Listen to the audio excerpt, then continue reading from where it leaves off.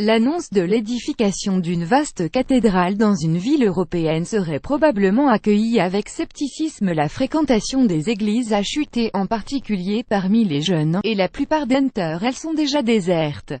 Le constat est amer pour le pratiquant que je suis. La construction de grandes cathédrales est passée de mode.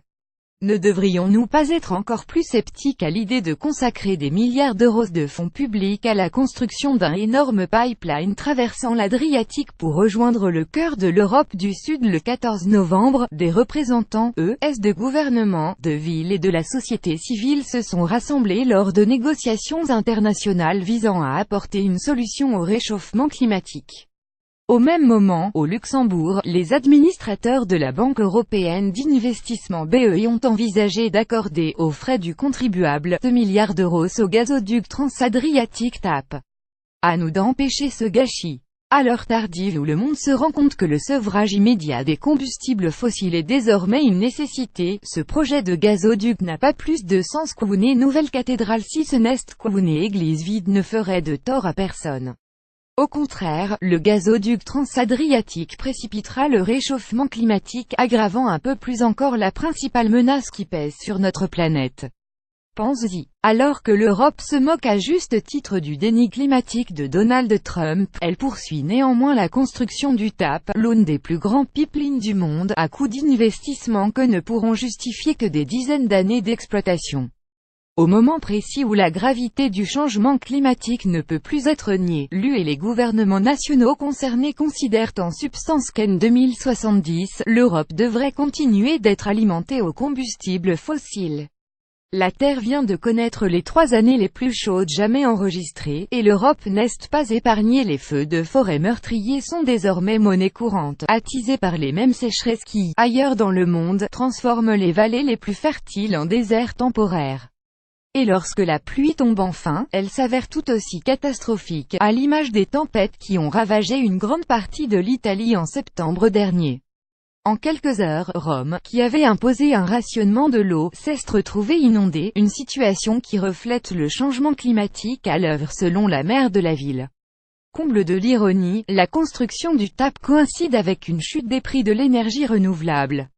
Les calculs de rentabilité qui justifiaient sans doute le gazoduc il y a quelques années sont déjà obsolètes. Le coût de l'énergie solaire et éolienne baisse un peu plus chaque trimestre. Qu'en sera-t-il dans 50 ans? L'Europe continuera de rembourser un pipeline qui ne sera plus que la relique d'une technologie dépassée. C'était précisément l'enjeu de la conférence de Paris sur le climat: cesser de bâtir de nouvelles infrastructures fossiles et se passer des puits pétroliers et gaziers existants.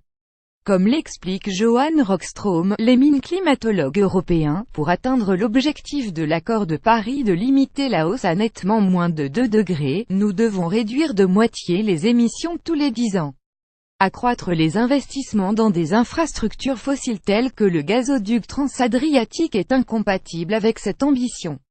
C'est même incompatible avec le bon sens le plus élémentaire. Lorsque vous êtes au fond du trou, arrêtez de creuser, en particulier si c'est pour construire de nouveaux pipelines.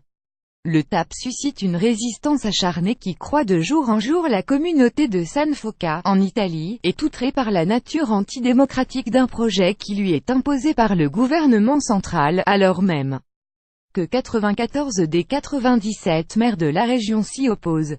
Plusieurs semaines durant, des maires, des agriculteurs, des enfants et le maire de la localité ont fait barrage à la police et aux bulldozers, avant d'assister à la destruction des oliveraies situées sur le tracé du gazoduc. Si les entrepreneurs se dépêchent, c'est parce qu'ils savent que le temps leur est compté d'ici peu. La succession de canicules et la poursuite de la baisse des prix de l'énergie renouvelable signeront l'arrêt de mort de ce type de projet. Le jour de son entrée en fonction, le président Trump a approuvé de nouveaux pipelines auxquels les activistes s'opposaient depuis des années. Une décision désastreuse contre laquelle des agriculteurs, éleveurs, peuples autochtones et écologistes continuent de lutter. Mais Trump assure que le changement climatique n'est qu'une théorie fumeuse inventée par les Chinois, un prétexte commode dont il s'est servi pour se retirer de l'accord de Paris. Alors que les États-Unis subissent les conséquences du réchauffement climatique, comme l'attestent les ouragans qui ont récemment frappé les côtes du pays, ils renoncent à leur rôle d'innovation dans le secteur de l'énergie propre.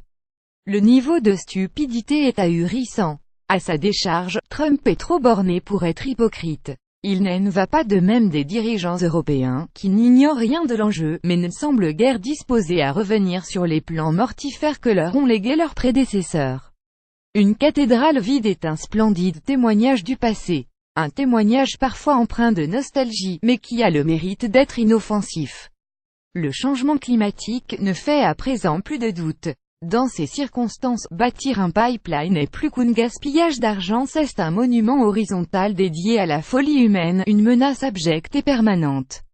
Lire aussi un sursaut politique et la véritable urgence de la COP23. La planète Titanic va couler et les riches se ruent sur les canaux de sauvetage. Monsieur Macron, voici 5 bonnes raisons de ne pas renouveler l'autorisation du glyphosate. Pour suivre les dernières actualités en direct sur le HuffPost, cliquez ici. Tous les matins, recevez gratuitement la newsletter du HuffPost. Retrouvez-nous sur notre page Facebook. À voir également sur le HuffPost. Envoyez une correction.